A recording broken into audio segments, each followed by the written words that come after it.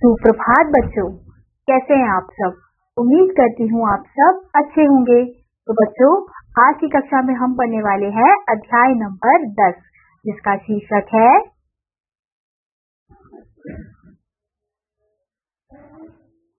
विशेषण। निम्नलिखित वाक्यों को ध्यान पूर्वक पढ़िए। तो बच्चों, हमें यहाँ पे कुछ वाक्य दिए गए हैं। किसान गरीब है लेकिन ईमानदार है। मेरे पास 4 बल्ले हैं। अमित ने अपना सारा धन बर्बाद कर दिया। वह घर किसका है। उपयुक्त वाक्यों में रंगीन छपे शब्द गरीब, ईमानदार, 4, सारा तथा वह अपने साथ आए संज्ञा शब्दों की विशेषता, गुण या मात्रा बता रहे हैं। इन्हें विशेषण कहते हैं। इस प्रकार हम कह सकते हैं कि जो शब्द संज्ञा तथा सर्वनाम की विशेषता बताते हैं उन्हें विशेषण कहते हैं। यानी कि यहाँ पे उन शब्दों की बात हो रही है जो किसकी विशेषता बता रहे हैं। संज्ञा यानी कि किसी के नाम या किसी इंसान। अब संज्ञा क्या होते हैं? व्यक्ति, वस्तु, स्थान, जितने भी चीजें हैं दुनिया में उन सबके नाम। तो उन्हीं के अगर कोई विशेषता बता रहा है कोई शब्द, तो उसी को हम विशेषण कहते हैं। क्या आप जानते हैं जो शब्द विशेषण की विशेषता बताते हैं उन्हें प्रविशेषण कहते हैं। जैसे अभी बहुत अच्छा लड़का है, यानी कि अब यहाँ पे उन शब्दों की बात हो रही है, वह शब्द जो विशेषण शब्द की भी विशेषता बता रहे हैं। अब विशेषण शब्द ऑलरेडी एक वो शब्द है जो किसी की विशेषता बता रहा है। अब विशेषण की भी जो शब्द विशेषता बताए उसे हम प्रविशेषण कहते हैं। जैसे हमें यहाँ पे एक वाक्य दिया गया था, अभी बहुत अच्छा लड़का है। तो अच्छा क्या है? विशेषण का शब्द है। तो इस अच्छा शब्द का और भी विशेषता बताई जा रही है। किससे? बहुत शब्द से। तो ये बहुत शब्द क्या होगा? हमारा प्रविशेषण का शब्द होगा। विशेषण जिनकी विशेषता बताते हैं उन्हें विशेष्य कहते हैं। यानी कि विशेषण जिन शब्दों की विशेषता बता रहे हैं, यानी कि संज्ञा हो गया, सर्वनाम हो गया, तो उनकी जो विशेषता बता रहे हैं, तो जिसकी विशेषता बताई जा रही है वाक्य में, उन शब्दों को हम विशेष्य कहते हैं। हम यहाँ देखेंगे विशेषण के भेद। विशेषण के निम्नलिखित 4 भेद हैं। पहला है गुणवाचक विशेषण। संज्ञा अथवा सर्वनाम के गुण, दोष, रंग, आकार, भाव, अवस्था, स्थान आदि का बोध कराने वाले विशेषण शब्द गुणवाचक विशेषण कहलाते हैं। यानी कि गुणवाचक विशेषण किसे कहा जाता है? जो संज्ञा और सर्वनाम का क्या क्या बताते हैं, ऐसे शब्द जो गुण बताते हो, दोष बताते हो, रंग बताते हो, आकार बताते हो, भाव बताते हो, भाव यानी कि जो हम महसूस करते हैं उस प्रकार के शब्द हो गए, अवस्था बताते हो, स्थान बताते हो, तो उन्हें हम गुणवाचक विशेषण कहेंगे। अब यहाँ पे हमें कुछ उदाहरण दिए गए हैं। जैसे अमित अच्छा लड़का है, रीता सुंदर लड़की है। इन वाक्यों में प्रयुक्त रंगीन शब्द अच्छा और सुंदर क्रमशः लड़का और लड़की संज्ञा शब्दों की विशेषता का बोध करा रहे हैं। अतः ये सभी रंगीन शब्द गुणवाचक विशेषण है। अब अगला है हमारा कुछ अन्य गुणवाचक विशेषण। इस प्रकार है। तो हमें यहाँ पे कुछ और गुणवाचक विशेषण के उदाहरण दिए गए हैं। जैसे पहला है स्वाद। अब स्वाद कैसा होता है? कौन कौन से स्वाद होते हैं? मीठा हो गया, खट्टा हो गया, कड़वा हो गया, नमकीन हो गया, तीखा हो गया, फीका हो गया, चटपटा हो गया आदि अन्य शब्द। ऐसे ही दशा और अवस्था, स्वस्थ हो गया, कमजोर हो गया, हल्का हो गया, गरीब, रोगी, भारी, सूखा आदि अन्य शब्द। ऐसे ही अगला है काल, यानी जैसे हम बोलते हैं प्राचीन काल, नवीन काल, समय बताते हैं। काल यानी कि समय। तो जो शब्द समय बता रहे हैं कि पुराने समय की बात है, अभी के समय की बात है, तो ये जो शब्द होते हैं प्राचीन, नवीन, सायकालीन, आधुनिक, वार्षिक, मासिक, पाक्षिक, दैनिक आदि अन्य शब्द। तो ये शब्द भी हमारे गुणवाचक विशेषण है। ऐसे ही अब अगला हो गया स्पर्श। स्पर्श यानी कि छूकर जो हमें महसूस होता है, जैसे सख्त हो गया, मुलायम हो गया, ठंडा, गरम, कोमल, खुरदुरा आदि अन्य शब्द। अब अगला है हमारा स्थान या स्थिति।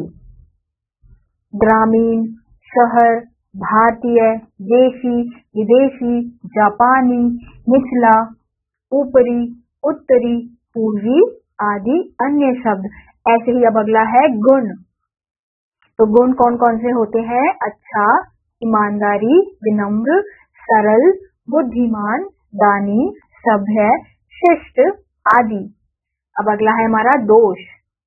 बुरा, क्रूर, कठोर, झूठा, घमंडी, बेईमान, पापी, डरपोक, निर्दयी और आदि अन्य शब्द। ऐसे ही अब अगला है रंग, रूप। लाल, नीला, पीला, चमकीला, गोरा, काला, गेहुआ, आकर्षक आदि अन्य शब्द। ऐसे ही अब अगला है आकार। आकार में हो गया छोटा, बड़ा, लंबा, गोलाकार, चपटा, ऊंचा, मोटा, पतला आदि अन्य शब्द। तो ये बच्चों हमारे किसके उदाहरण थे? ये थे हमारे गुणवाचक विशेषण के उदाहरण। अब अगला है हमारा परिमाणवाचक विशेषण। जिन शब्दों से किसी वस्तु की मात्रा अथवा उसकी माप तौल का बोध होता है उन्हें परिमाणवाचक विशेषण कहते हैं। जैसे अभी 3 किलो दूध लाया, गिलास में थोड़ा सा पानी है। अब इन वाक्यों में हम देख सकते हैं कि मात्रा और माप तोल के शब्दों का प्रयोग यहाँ पे किया गया है। तो इन वाक्यों में प्रयुक्त रंगीन शब्द 3 किलो, थोड़ा सा, क्रमशः दूध और पानी संज्ञा शब्दों की मात्रा अथवा माप तोल का बोध करा रहे हैं। अतः ये सभी रंगीन शब्द हमारे परिमाणवाचक विशेषण है। हम यहाँ देखेंगे परिमाणवाचक विशेषण 2 प्रकार के होते हैं। पहला निश्चित परिमाणवाचक विशेषण, दूसरा है अनिश्चित परिमाणवाचक विशेषण। सबसे पहले हम निश्चित परिमाणवाचक विशेषण के बारे में जानेंगे। किसी वस्तु की निश्चित मात्रा अथवा माप तोल का बोध कराने वाले विशेषण शब्द निश्चित परिमाणवाचक विशेषण कहलाते हैं। यानी कि जिनसे निश्चित रूप से, जिन शब्दों से निश्चित रूप से हमें पता चलता है कि वो कितने किलो है, कितना माप तोल के हिसाब से निश्चित रूप से हमें पता चल रहा है कि उसका परिमाण क्या है, तो उसे हम निश्चित परिमाणवाचक विशेषण कहेंगे। जैसे जय 2 किलो दूध लाया, छवि 250 ग्राम हल्दी लाई। तो ये जो 250 ग्राम, 2 किलो, इससे हमें निश्चित रूप से पता चल रहा है कि कितने मात्रा में हमें चीजें मिली है, मतलब कितनी मात्रा में चीजें वो लाया है, ये सब हमें पता चल रहा है निश्चित रूप से। तो अब अगला है हमारा अनिश्चित परिमाणवाचक विशेषण। किसी वस्तु की निश्चित मात्रा अथवा माप तौल का बोध न कराने वाले विशेषण शब्द अनिश्चित वाचक विशेषण कहलाते हैं। यानी कि ऐसे शब्द अब जो निश्चित रूप से हमें नहीं बता रहे कि कितनी मात्रा है, कितना तौला गया है, मतलब उसकी मात्रा कितनी है चीजों की, हमें अनिश्चित रूप से पता चल रहा है, तो उन्हें हम क्या कहेंगे? उन्हें हम अनिश्चित परिमाणवाचक विशेषण कहेंगे। जैसे चाय में थोड़ी चीनी डालना, इसमें थोड़ी में हमें नहीं पता कि 1 चम्मच डालना है, 2 चम्मच डालना है, बस क्या बोला गया है कि थोड़ी। इससे हमें अनिश्चित रूप से पता चल रहा है कि हमें नहीं समझ आ रहा कि कितनी चीनी की बात हो रही है। ऐसे ही आज मैंने कम खाना खाया, तो कम शब्द से हमें नहीं पता चल रहा कि कितना कम खाया, आधा कम खाया, पूरा कम खाया, कितना कम खाया, हमें नहीं इससे ज्ञात हो रहा। तो ये हमारे अनिश्चित परिमाणवाचक हैं। अब अगला है हमारा संख्यावाचक विशेषण। जो विशेषण शब्द संख्या और सर्वनाम की संख्या का बोध कराते हैं उन्हें संख्यावाचक विशेषण कहते हैं। यानी कि जिससे हमें पता चलता है कि किसी संख्या के बारे में, जिन शब्दों से कि संख्या के रूप में विशेषता पता चलती है संज्ञा या सर्वनाम की, तो उसे ही हम संख्यावाचक विशेषण कहते हैं। जैसे डाल पर 2 तोते बैठे हैं, सभी बच्चे खेल रहे हैं। तो 2 और सभी, इससे हमें पता चल रहा है सभी यानी कि कुल। तो ये सब क्या है? ये हमारे संख्यावाचक विशेषण है। तो संख्यावाचक विशेषण भी 2 प्रकार के होते हैं। निश्चित संख्यावाचक विशेषण और अनिश्चित संख्यावाचक विशेषण। तो जिस प्रकार से परिमाणवाचक के दो रूप और थे, निश्चित और अनिश्चित, ऐसे ही संख्यावाचक के भी दो और रूप हैं। पहले हम पढ़ेंगे निश्चित संख्यावाचक विशेषण। जो विशेषण शब्द विशेष्य यानी कि संज्ञा अथवा सर्वनाम की निश्चित संख्या का बोध कराते हैं, वे निश्चित संख्यावाचक विशेषण कहलाते हैं। जैसे हमारी कक्षा में 50 छात्र हैं, कमरे में 2 पंखे लगे हैं, यानी कि जैसे परिमाणवाचक में निश्चित था कि जो निश्चित रूप से बता रहे हैं परिमाण के बारे में, वो हमारे निश्चित वाचक हैं। ऐसे ही निश्चित संख्यावाचक कौन से हैं? जो हमें निश्चित रूप से संख्याओं का ज्ञान करा रहे हैं। जैसे हमने वाक्यों में देखा कि हमें पता चल रहा है कि हमारी कक्षा में 50 संख्या का हमें अच्छे से बोध हो रहा है कि 50 छात्रों की बात हो रही है। ऐसे ही कमरे में 2, तो पंखे कितने? 2 हैं, तो हमें इनसे निश्चित रूप से ज्ञान हो रहा है। अब अगला है हमारा अनिश्चित संख्यावाचक विशेषण। जो विशेषण शब्द विशेष्य की निश्चित संख्या का बोध नहीं कराते, वे अनिश्चित संख्यावाचक कहलाते हैं। यानी कि अब जिन चीजों से, जिन शब्दों से हमें नहीं पता चलता कि निश्चित रूप से कितनी संख्याओं की बात हो रही है, तो उन्हें हम अनिश्चित संख्यावाचक विशेषण कहते हैं। जैसे आज कक्षा में बहुत कम छात्र उपस्थित थे, बम धमाके से कुछ लोग बेहोश हो गए। तो अब कम, हमें नहीं पता कि कितने छात्रों की बात हो रही है, 1 की बात हो रही है, 2 की बात हो रही है, 10 या 15, हमें बस पता चल रहा है कि छात्र कितने हैं, कम है। ये हमें निश्चित रूप से संख्याओं का यहाँ पे ज्ञान नहीं हो रहा। ऐसे यहाँ पे कुछ लोग, अब कितने लोग हैं इनसे हमें नहीं पता चल रहा, तो ये हमारे हैं अनिश्चित संख्यावाचक विशेषण। तो हमारा अगला विशेषण है सार्वनामिक विशेषण। जो सर्वनाम शब्द संज्ञा शब्दों से पूर्व आकर विशेषण का कार्य करते हैं, उन्हें सार्वनामिक विशेषण कहते हैं। जैसे उन लड़कों को यहाँ बुलाओ, वह साड़ी मुझे पसंद है। तो हम इन वाक्यों में देख सकते हैं कि ये जो उन और वह, ये जो शब्द है वो किसके शब्द हैं? हमारे सर्वनाम के शब्द हैं। लेकिन ये शब्दों का प्रयोग हम, अब सर्वनाम के शब्दों का प्रयोग हम कब करते हैं? संज्ञा से, यानी कि संज्ञा के स्थान पे हम सर्वनाम के शब्दों का प्रयोग करते हैं। लेकिन यहाँ पे हम देख सकते हैं कि यहाँ पे क्या लिखा है? लड़कों। तो लड़कों शब्द क्या है? संज्ञा का शब्द है। तो इसे हम देख सकते हैं कि यहाँ पे सर्वनाम शब्द का जो प्रयोग है वो संज्ञा से पहले किया जा रहा है, तो इसलिए क्या बन जाएगा हमारा?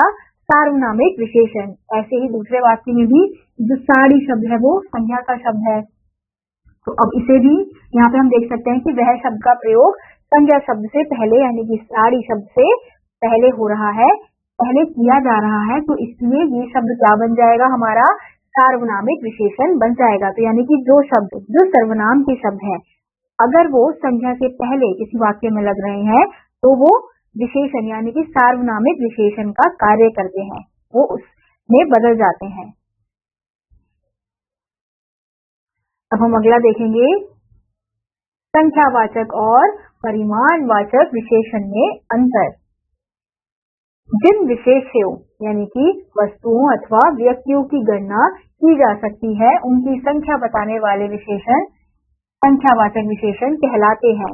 लेकिन जिन विशेष्यों, वस्तुओं अथवा व्यक्तियों की गणना नहीं की जा सकती, उन्हें केवल मापा तोला जा सकता है, उनकी मात्रा बताने वाले विशेषण परिमाणवाचक विशेषण कहलाते हैं। यानी कि इन दोनों में अंतर क्या है? इन दोनों में संख्यावाचक और परिमाणवाचक में अंतर क्या है कि वह उन वस्तुओं की बात हो रही है जिन वस्तुओं को हम गिन सकते हैं, गणना यानी कि हम जिन्हें काउंट कर सकते हैं, गिन सकते हैं।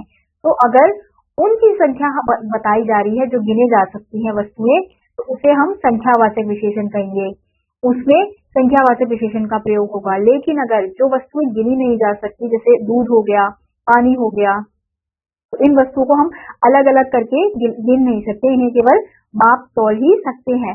तो ऐसे शब्दों को, ऐसी चीजों को अगर उनकी मात्रा बताने के लिए जिन शब्दों का प्रयोग किया जा रहा है, उसे हम परिमाणवाचक विशेषण कहते हैं। तो जैसे यहाँ पे हमें उदाहरण दिया गया है संख्यावाचक विशेषण का, सबसे पहला है कक्षा में 40 छात्र बैठते हैं, और परिमाणवाचक विशेषण में है घर में थोड़ा दूध बचा है। ऐसे ही दूसरा है, मेरा भाई मुझसे कुछ वर्ष छोटा है। और परिमाणवाचक में है, कल बहुत बारिश हुई थी। हम यहाँ देख सकते हैं कि छात्र क्या है, छात्र इसको बोलते हैं, जो व्यक्ति होते हैं, बच्चे होते हैं, उनकी बात हो रही है, तो उन्हें हम एक एक करके गिन सकते हैं, उनकी गणना की जा सकती है। तो इसलिए अब जो शब्द, जो संख्या उसका विशेषता बता रही है, तो वो संख्यावाचक विशेषण में आएगी। ऐसे यहाँ देखेंगे, घर में थोड़ा दूध है। अब दूध क्या है? दूध ऐसी चीज है जिसे हम अलग करके गिन नहीं सकते, उन्हें इसे केवल सिर्फ तौल सकते हैं, माप सकते हैं। तो इसलिए इन वस्तुओं की अब इसकी विशेषता क्या बता रहा है? थोड़ा बता रहा है। तो ये थोड़ा शब्द है वो परिमाणवाचक विशेषण कहलाएगा। ऐसे ही कुछ वर्ष, मेरा भाई मुझसे कुछ वर्ष छोटा है। तो जो हमारी जो आयु है, जो वर्ष है, वो उसे हम गिन सकते हैं। तो लेकिन जो बारिश है उसे गिना नहीं जा सकता। तो इसलिए ये क्या होगा हमारा परिमाणवाचक विशेषण।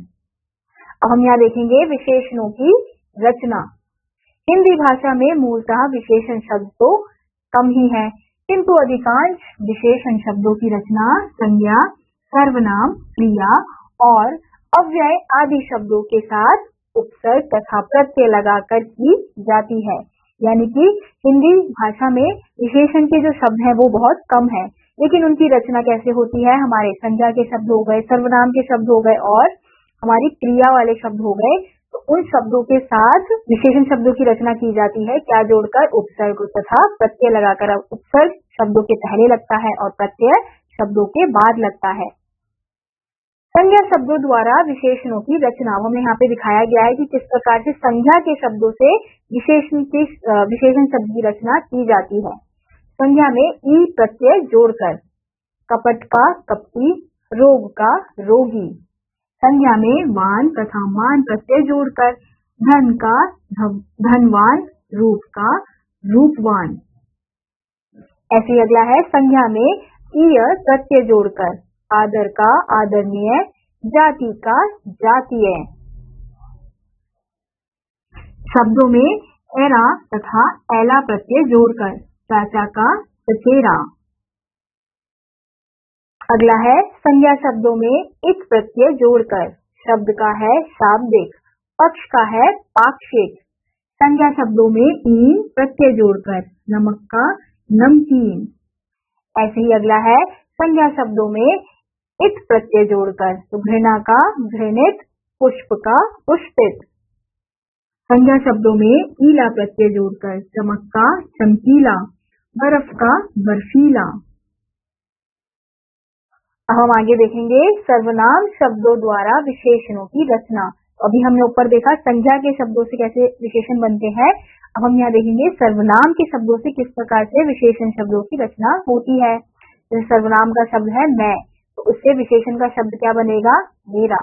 ऐसे ही हम का हमारा, कौन का कैसा, जो का जैसा, वह का जैसा, यह का ऐसा।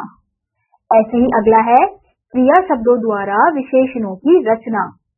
तो क्रिया के शब्द है खेल, विशेषण शब्द बना खिलाड़ी, भूलना का भुलक्कड़, विश्वास का विश्वसनीय, अड़ना का अड़ियल, पढ़ना का पढ़ाकू, लड़ना का लड़ाकू। ऐसे ही अगला है अव्यय शब्दों द्वारा विशेषणों की रचना। बाहर का बाहरी, भीतर का भीतरी, ऊपर का ऊपरी, आगे का अगला, पीछे का पिछला, नीचे का निचला। अब अगला है बच्चों विशेषणों का रूप परिवर्तन। इस प्रकार से विशेषणों का रूप परिवर्तन किया जाता है। लिंग, वचन और कारक के कारण विशेषणों के रूप बदल जाते हैं। जैसे अ अंत वाले विशेषणों के लिंग, वचन और कारक में कोई परिवर्तन नहीं होता है। यानी कि विशेषण के वह शब्द जिनका अंत अ से, अ के उससे हो रहा है, अ के स्वर से हो रहा है, तो अगर इसमें लिंग, वचन और कारक के कारण किसी प्रकार का कोई परिवर्तन नहीं होगा। जैसे चंचल लड़का, चंचल लड़की। अब चंचल लड़के और चंचल लड़कियां। दुर्लभ बच्चा, दुर्बल बच्चा, दुर्बल, बच्चे, दुर्बल महिलाएं, दुर्बल समाज। तो यहाँ देख सकते हैं कि जो चंचल शब्द है यानी कि जो विशेषण का शब्द है उसमें किसी भी प्रकार से कोई परिवर्तन नहीं हुआ है, क्योंकि इनका अंत किससे हो रहा है? अ शब्द से हो रहा है। तो इसलिए इसमें लिंग, वचन और कारक के कारण किसी भी प्रकार का कोई परिवर्तन हमें देखने को नहीं मिला। ऐसे ही अगला है, आ अंत वाले विशेषणों में लिंग, वचन, कारक उसके विशेष संज्ञाओं के अनुसार परिवर्तित होते हैं। तो जैसे पीला कपड़ा, पीले कपड़े। तो पीला क्या है? विशेषण का शब्द है। कपड़ा क्या है? हमारा संज्ञा है यानी कि विशेष्य का शब्द है। तो जिस प्रकार से विशेष्य का शब्द होता है उसी प्रकार से विशेषण में बदलाव आता है। पीली चादर, कच्चा आम, कच्चे पपीते, कच्ची सब्जियां। ऐसे ही ई तथा उ अंत वाले विशेषणों के लिंग, वचन और कारकों में भी कोई परिवर्तन नहीं होता है। जैसे विदेशी वस्त्र, विदेशी चीजें, विदेशी पुरुष, विदेशी समाज आदि। दयालु पुरुष, दयालु स्त्रियां, दयालु मनुष्य, दयालु संत आदि। तो जिस शब्दों में ई और उ इन दो उच्चारणों से अंत हो रहा है जो शब्द, वो लिंग, वचन और कारक में किसी भी प्रकार से कोई परिवर्तन नहीं करते हैं इनके कारण। तो सार्वनामिक विशेषण सर्वनामों की तरह परिवर्तित होते हैं। जैसे यह लड़का, ये लड़के, इन लड़कों ने, इस लड़के ने। अगला है, वह लड़की, वे लड़कियां, उन लड़कियों ने, उस लड़कियों ने। तो जिस प्रकार से सर्वनामों की तरह जिस प्रकार से सर्वनामों में परिवर्तन होता है वैसे ही सार्वनामिक विशेषणों में भी परिवर्तन किया जाता है। तो इसी के साथ आज का यह अध्याय यहीं समाप्त होता है। उम्मीद करती हूँ आपको यह अध्याय समझ आया होगा। मैं आपसे मिलूंगी अगली कक्षा में, तब तक के लिए नमस्कार।